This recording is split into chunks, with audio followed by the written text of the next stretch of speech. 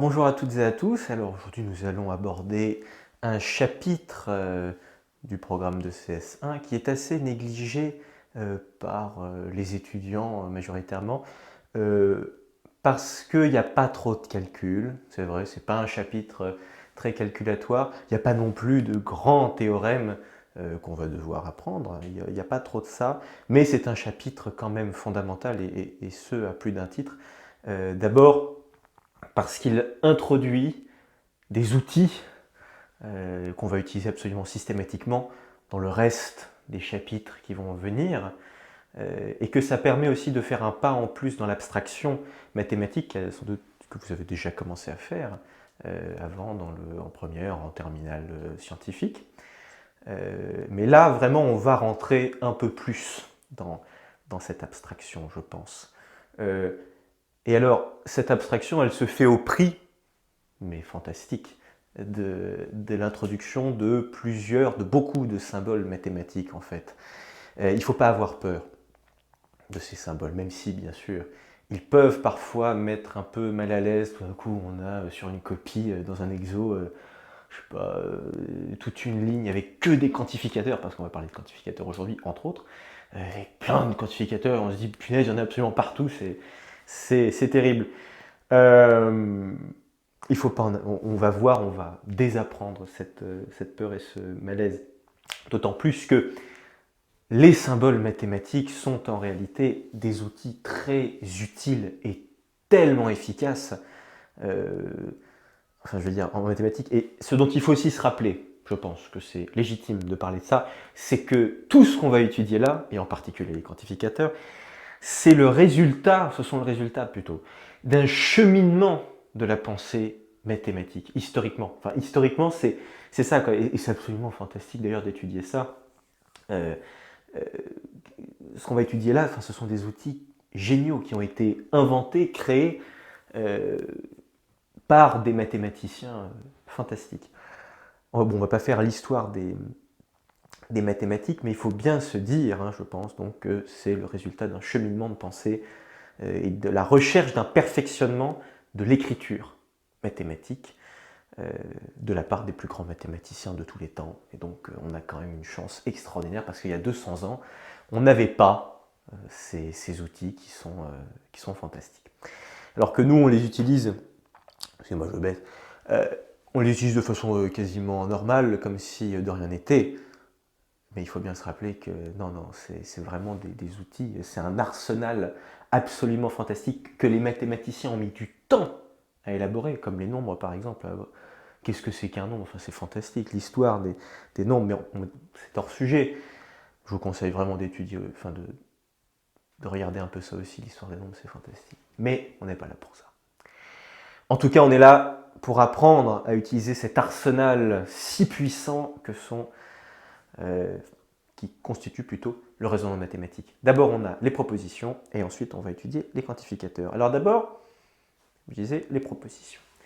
Stylo bleu, stylo noir, stylo bleu. Allez, les propositions. Alors, qu'est-ce que c'est qu'une proposition? Alors, une proposition mathématique, c'est une phrase, un énoncé, si on veut, dont on peut dire qu'elle est vraie ou fausse. Alors, le plus souvent, on les note comme ça, avec un P, ça là, un P majuscule, comme ça. C'est pas un P comme ça, parce que ça fait un peu trop penser au P polynomial, pardon, donc on penserait que c'est un P de polynôme. Non, non, c'est un P comme ça, les propositions mathématiques. Donc c'est une phrase. C'est une phrase quelconque, j'allais dire. Non, pas quelconque du tout. C'est une phrase dont on peut dire qu'elle est vraie ou fausse, mais pas simultanément. Ça veut dire qu'elle est soit vraie, soit fausse. On ne peut pas avoir les deux en même temps. Par exemple, une proposition, je veux dire dans la logique mathématique, ce serait « dehors il fait beau ». Bah là, il y a deux possibilités. Bah là, oui, c'est vrai. D'autant plus que c'est vraiment vrai. Il fait vraiment beau. On pourrait simplement dire « oui, bon, c'est un peu bébête tout ça. Ah, c'est pas si bête que ça. » Parce que, en réalité, bien sûr, on vient de dire que la proposition mathématique, elle peut être soit vraie, soit fausse. C'est assez logique. Mais en réalité, il se peut que quelquefois, cette proposition plutôt la véracité de cette proposition diffère par rapport à un critère. Alors ce critère, ça peut être n'importe lequel, par exemple. Là, tout à l'heure, je venais de dire « dehors, il fait beau ». Ah oui, ok, il fait beau dehors. Mais si je rajoute le critère de la localisation maintenant, mais je dis, imaginons, dehors, ok, il fait beau ici, mais ça se trouve dans le sud de la France, il fait moche. Voilà. Et donc là, ma proposition, P, donc on la simplifie comme ça, P, elle est vraie. Alors j'écris très mal, je suis désolé, pas très bien. Elle est vraie ici. Ma proposition ici, donc P, c'est il fait beau. Elle est vraie ici, mais elle est fausse là-bas, je ne sais pas, dans le sud de la France, on va mettre là-bas. Donc vous voyez qu'en réalité, en fonction du critère que l'on choisit ici, on a choisi un critère de localisation, ma proposition, elle est soit vraie, soit fausse. Donc la véracité de ma proposition diffère. Bien sûr, bon, ça c'est dans le cadre général, mais le plus souvent, comme on est en mathématiques, nous ce qui nous intéresse ce sont des objets mathématiques, ce n'est pas tellement la météo, même si c'est infiniment complexe de définir la météo avec des mathématiques, peu importe, avec des modèles mathématiques. Mais nous, ce qui nous intéresse ici, c'est d'avoir des propositions qui portent sur des objets mathématiques. Et le plus souvent, bien sûr, c'est par exemple, je sais pas moi, dans le bouquin, dans un des bouquins, et il nous propose une proposition ln de x, alors là je fais absolument n'importe quoi, je sors des x n'importe où, mais ln de x strictement positif. Ah. Et ben ma proposition c'est est-ce que, enfin ça c'est une proposition, ln de x strictement positif. Bah ça on peut dire soit c'est vrai, soit c'est faux. Et ben ça, quand est-ce que c'est vrai? Ah, je vous pose la question. Et quand est-ce que c'est faux? Je vous pose la question. Ben alors là, je vous conseille de le dessiner sur votre graphique. Vous avez votre fonction là, tac, on va dessiner ln de x, pardon. Ici, on a 1, ln de 1 qui vaut 0. Et donc, en réalité, ça, c'est vrai si x, excusez-moi, on va mettre x là, et ln de x ici, voilà. Ça, c'est vrai si x est strictement supérieur à 1, mais c'est faux, on va mettre juste sinon. Faux sinon, puisque vous voyez qu'en réalité, la fonction ln de x ici, elle est positive à partir de x est égal à 1, et avant, bien sûr. Bon, là, ça tend, voilà. Mais à partir d'ici, tout ça, c'est négatif. Bon, ça tend vers moins l'infini, peu importe. Donc vous voyez que là, la proposition, elle dépend de quoi? Elle dépend de x. Donc mon critère ici, c'est x. Et la plupart du temps, ça va souvent être comme ça. Ça va être des critères numériques pour les propositions. Et donc, je vais effacer tout ça. Quand le critère de véracité de la proposition, si on peut appeler ça comme ça, est un critère numérique qu'on va appeler x, eh ben, on va simplement mettre le x entre parenthèses juste ici. Voilà. P de x, bon, enfin, le plus souvent, après, bien sûr, il peut y avoir d'autres formulations. Mais ça, quand on voit une proposition comme ça, il faut bien comprendre qu'en réalité, ce que ça veut dire. Ça veut dire qu'on a une proposition, mais dont la véracité va dépendre de ce critère-là qui est x. Okay, tout comme avant, dans mon exemple précédent, c'était la localisation, genre ici ou au sud de la France. Voilà. Alors, ensuite, ah oui, ça c'est une chose assez importante. Quand vous dites soit P, enfin quand dans un énoncé, pardon, vous voyez écrit soit P, donc P qui est une proposition, qui aussi sera citée plus en haut, et ben c'est exactement la même chose que de dire soit P vrai. Pardon, vrai, V-R-A-I-E. Soit P vrai. C'est la même chose. Que vous ayez vrai ou pas, vous restez sur la même logique. Soit P ou soit P vrai, c'est sous-entendu comme étant la même chose. Voilà, alors, je vais vous donner d'autres exemples, parce que le problème, c'est que parfois, les étudiants ne ne voit pas très, c'est pas qu'il voit pas très bien. Dit comme ça, on comprend ce que c'est qu'une proposition. Mais de temps en temps, c'est pas super clair. Enfin, c'est pas que c'est pas super clair, mais certains étudiants sortent comme ça par exemple, ils vous sortent 3x plus 1. Voilà. 3x plus 1 et ils vous disent soit P, je vous jure que c'est déjà arrivé ça, hein, soit P 3x plus 1. Non, bah non, d'ailleurs c'est pas un polynôme, mais là, non, enfin, ils disent soit la proposition P 3x plus 1. Non, ça c'est pas du tout une proposition. Une proposition, c'est un énoncé duquel on peut dire qu'il est soit vrai, soit faux. Là, c'est pas soit vrai, soit faux. On a juste posé 3x plus 1, ça ne veut rien dire. Enfin, de mettre 3x plus 1 ici, ça n'a pas de sens en tant que tel. Hein. Voilà, donc on ne peut pas dire de ça que c'est vrai ou faux. Voilà. En revanche, ça, c'est une proposition, tout ça, qu'on va mettre entre guillemets. Voilà. On va dire, bah, quand est-ce que P est vrai, ensuite il va falloir démontrer quand est-ce que P est vrai, machin, etc. Voilà. Mais bien attention, une proposition, c'est un énoncé dont on peut dire qu'il est vrai ou faux. Mais pas en même temps, c'est-à-dire qu'il ne peut pas être vrai et faux en même temps, mais en revanche, il peut être vrai ou faux selon le critère. Ici, le plus souvent, qui est X. Voilà. Bon. Ensuite. Ah, voilà. Bon, ça c'est assez simple. Maintenant, nous allons passer aux quantificateurs.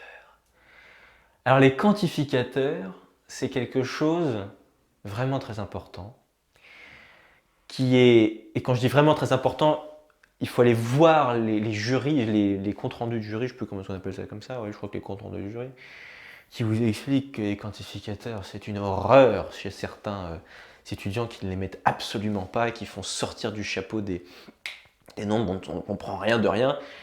Alors, il faut quand même avouer une chose entre nous, hein, c'est que les quantificateurs sont excessivement importants, c'est vrai, pour la rigueur de la logique mathématique, c'est super important.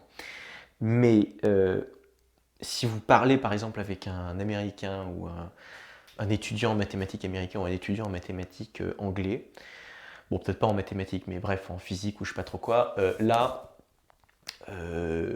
il va dire si dans sa copie, si jamais il manque plein de quantificateurs, parfois le prof il s'en fiche complètement qu'il manque des quantificateurs. Ce qui lui importe, c'est le raisonnement mathématique.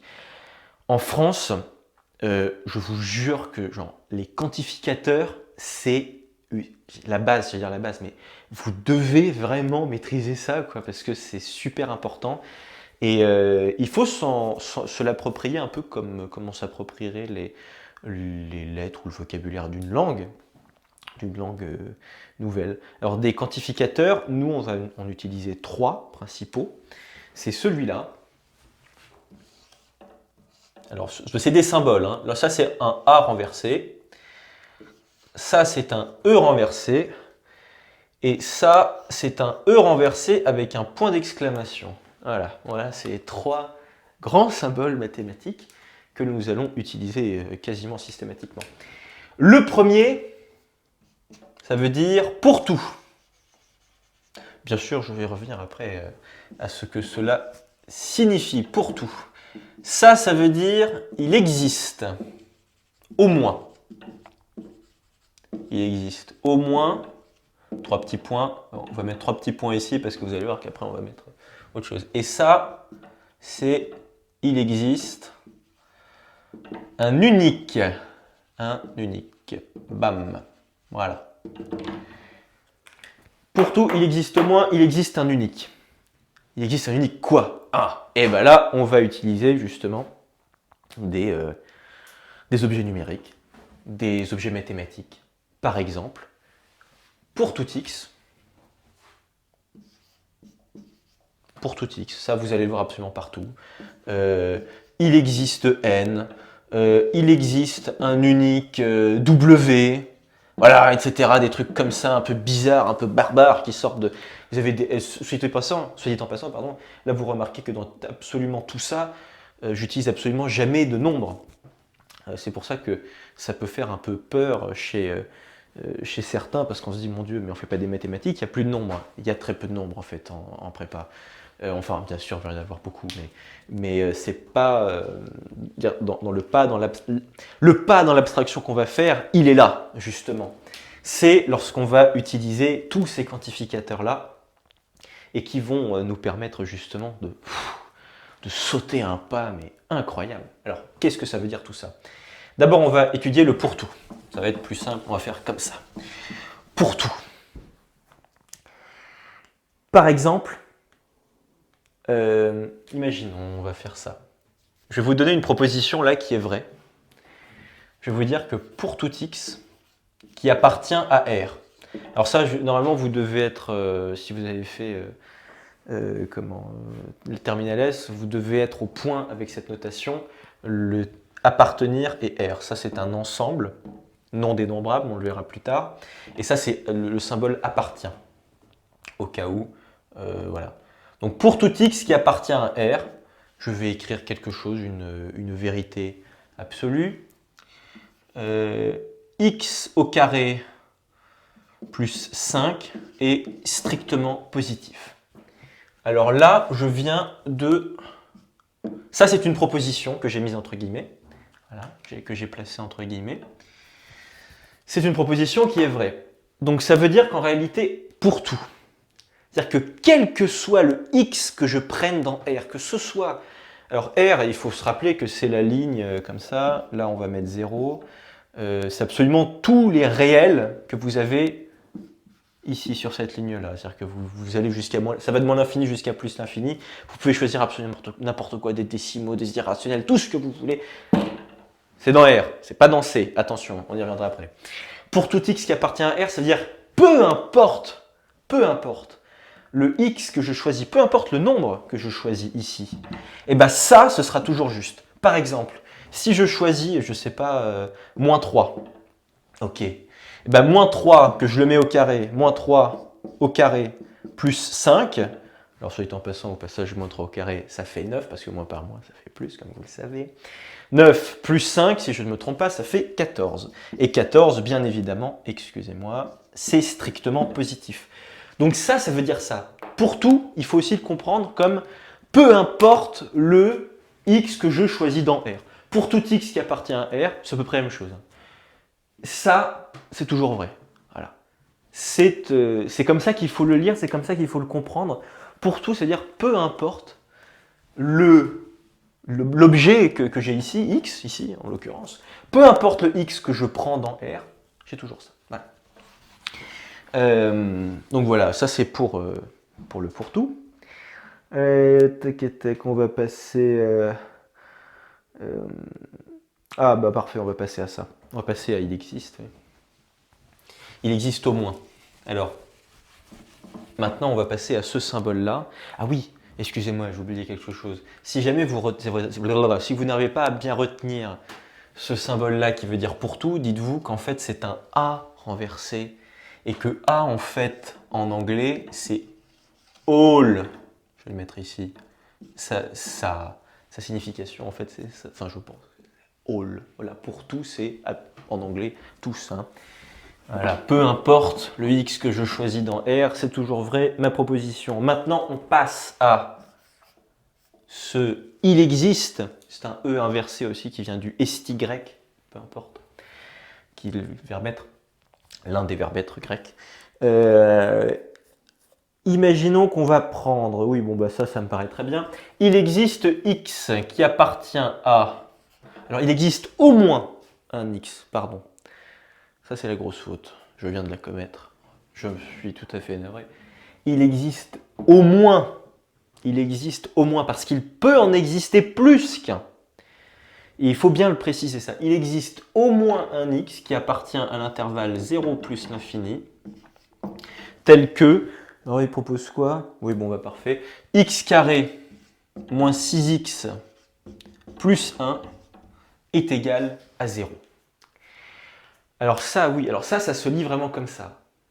Il existe au moins un x qui appartient à cet intervalle-là, tel que, bah, si je l'introduis là-dedans, là que je le mets au carré, que je le mets ici, et bah, j'obtiens bien 0. Ça veut dire qu'en gros, bah, si je suis là, Tac. Donc je suis, bien sûr, là, tac. Là, j'ai plus l'infini. C'est-à-dire que dans tout cet intervalle-là, voilà, eh ben, il existe au moins un réel, tel que si je le choisis, eh ben, bam, je vais bien obtenir 0 en lui appliquant cette formule mathématique. D'ailleurs, il y en a deux. Il y en a deux, je crois que c'est 3 plus 2 racine de 2 et 3 moins 2 racine de 2, j'imagine. Oui, ça doit être ça. Donc les résultats de ça, c'est 3 plus 2 racine de 2 et 3 moins 2 racine de 2. Oui, c'est ça. Attention, là, il y a deux solutions. Il y a deux solutions, mais en aucun cas, on a dit qu'il n'en existait qu'un seul. On a dit qu'il existe au moins un x qui appartient à cet intervalle, tel que cela est vérifié. Voilà. Voilà. Et ensuite, on va faire le dernier quantificateur très important. Donc là, bien retenir, excusez-moi une dernière fois, mais je tiens vraiment à le souligner, c'est qu'il existe au moins un x là-dedans. Et tout ça, c'est une proposition, pardon, qui est vraie. En revanche, ça c'est faux. Putain, je vais plutôt le mettre comme ça. On va mettre dans R, comme ça ce sera encore plus simple. Voilà. Ça, c'est totalement faux. Enfin, c'est totalement faux. Ça veut dire il existe un unique x qui appartient à R tel que x au carré moins 6x plus 1 égale 0. Eh ben non, c'est faux ça. Bah oui, parce qu'il y en a deux. Il y en a deux qui fonctionnent. Il y a 3 plus 2 racine de 2 et 3 moins 2 racine de 2. Parce qu'avec le point d'exclamation après ce truc-là, ça veut dire il existe un unique. Mais comme ça veut dire il existe au moins un x qui appartient à R tel que ça c'est égal à 0. Justement, en parlant de ce quantificateur formidable qui est il existe un unique. Qu'est-ce qu'il propose? Il existe un unique. Oui, très bien. Il existe un unique n qui appartient à n étoiles tel que. Ah oui, je peux dire. La virgule, il faut le lire tel que. C'est vraiment. Vous pouvez aussi avoir une barre comme ça, mais c'est rare et le plus souvent on met juste une virgule. Donc vous voyez quand même que là on a un, si on compte un point d'exclamation comme étant, bon non, on va compter ça comme une unité de symbole. Il existe un unique n qui appartient à n étoile tel que. Voilà, c'est quand même, vous voyez que c'est super puissant. Vous vous rendez compte? Ce qu'on aurait dû écrire en français pour arriver à ça, c'est formidable. Comment c'est condensé le truc, c'est génial. C'est génial. Je trouve ça fantastique. Bon, il existe un unique n qui appartient à n étoile tel que n fois n plus 1 sur, ils disent quoi? Sur 2 est égal à 3. Ah bah oui, tu m'étonnes. Voilà. Ça, c'est une proposition qui de plus est vraie. Ça tombe bien. Alors j'espère que vous vous souvenez de ce que c'est que n étoile, c'est l'ensemble des entiers naturels non relatifs, hein, c'est les entiers naturels, donc c'est-à-dire qu'on commence à 0. Alors bien sûr, je lis bien pour l'étoile, hein, mais n, oula, ce sont les entiers naturels. Hop là, donc en gros, vous avez 0, 1, 2, 3, etc., etc. Et n étoile, vous virez le 0, donc c'est-à-dire que vous commencez en fait à 1. Ça commence à 1 et ça va jusqu'à plus l'infini. Donc cet ensemble-là, c'est l'ensemble 1, 2, 3 jusqu'à plus l'infini. Vous augmentez d'une unité à chaque fois, c'est top. Donc n plus 1 sur 2, voilà. Il existe un unique entier, donc ça se lit vraiment comme ça, il existe un unique n qui appartient à n étoiles, tel que n fois n plus 1 sur 2 est égal à 3. Cette proposition, elle est vraie, a fortiori, puisque la réponse, comme vous le savez sans doute, c'est 2, il suffit simplement de résoudre cela. N, quand vous placez n est égal à 2, ça va vous faire 2 fois 3, et effectivement ça fonctionne bien. 2 fois 3 divisé par 2, ça nous donne bien 3.